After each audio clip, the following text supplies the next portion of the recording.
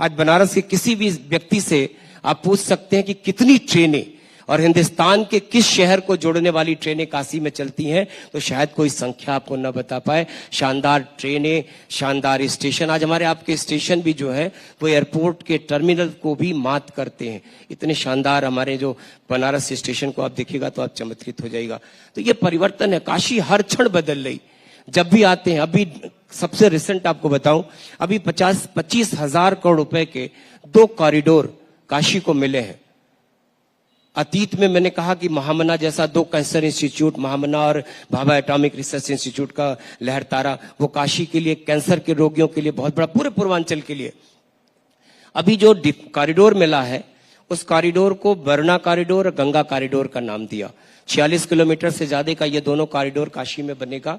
एक हरहुआ से उठेगा जो एयरपोर्ट की सड़क से जोड़ते हुए वो आएगा नमो घाट तक। फिर नमो घाट से एक कॉरिडोर जो गंगा कॉरिडोर के नाम से शुरू होना है, वो जा रहा है भगवान शंकर के मंदिर के सामने। एक पैरेलल पुल दे रहे हैं, वॉकिंग पुल है, उस पे गाड़ियां नहीं चलेंगी। इस पार रेत पे एक बड़ा सा पार्किंग बनाया जा रहा कि बनारस में बाहर से, चाहे वो मोहन सराय जो विश्व सुंदरी पुल है, एक बाईपास है जो मोहन सराय से रामनगर से बिहार को जोड़ता है, उससे जोड़ते हुए शुरू कर रहे हैं गंगा कॉरिडोर को और उसको लाके नमो घाट से जोड़ेंगे। नमो घाट के बाद फिर वो सीधे जा रहा है जो रिंग रोड है मुगल सराय के पास, तो उसको जोड़ेंगे। तो मतलब पूरी रिंग रोड की कनेक्टिविटी, बनारस के दोनों बाईपास की कनेक्टिविटी, सबको जोड़ते हुए और अलग अलग कनेक्टिंग सड़कों के द्वारा बनारस शहर जुड़ा। तो फिर इस शहर में आने वाले कल की काशी में जितने लोग आए, आज 1 लाख, 1.25 लाख, 1.5 लाख लोग आते हैं, और विशेष आयोजनों में तो मुझको लगता है ये संख्या 2-2.5 लाख हो जाती है एक दिन में।